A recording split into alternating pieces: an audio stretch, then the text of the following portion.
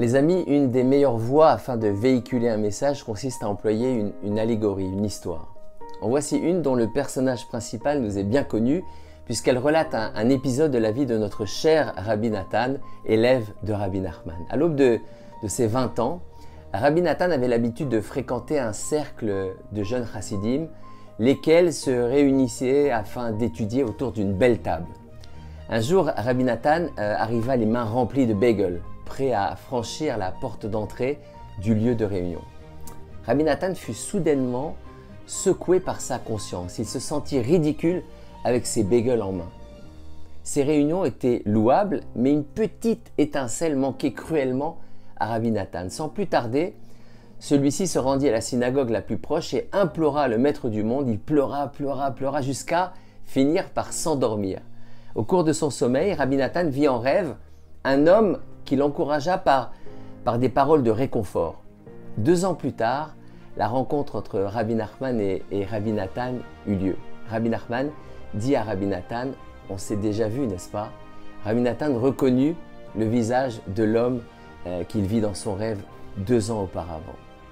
La fantastique suite des événements, nous la connaissons.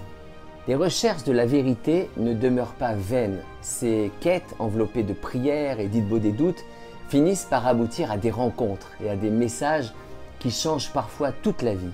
Le seul pas à franchir afin de goûter au bonheur de la vérité est celui de l'abandon du mensonge, ou plutôt de l'exil de soi. En effet, à l'image de Rabbi Nathan, qui sentit que son être avait soif davantage de vérité et qui osa l'arrêt sur image afin de s'isoler et de prier, chaque individu est amené au cours de son existence à ressentir un appel de soi. Tôt ou tard, le glas de l'exil du paraître sonne. Un matin, nous n'avons plus envie de nous lever pour vivre une énième journée au cours de laquelle il faudra faire semblant d'être.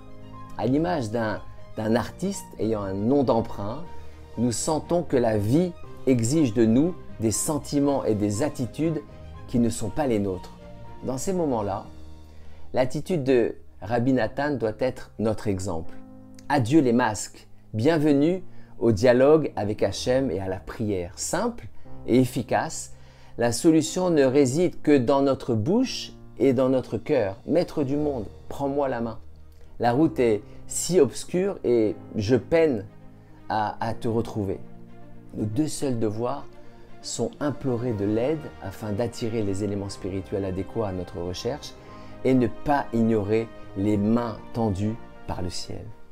La première radio Breslev francophone, 24 heures sur 24.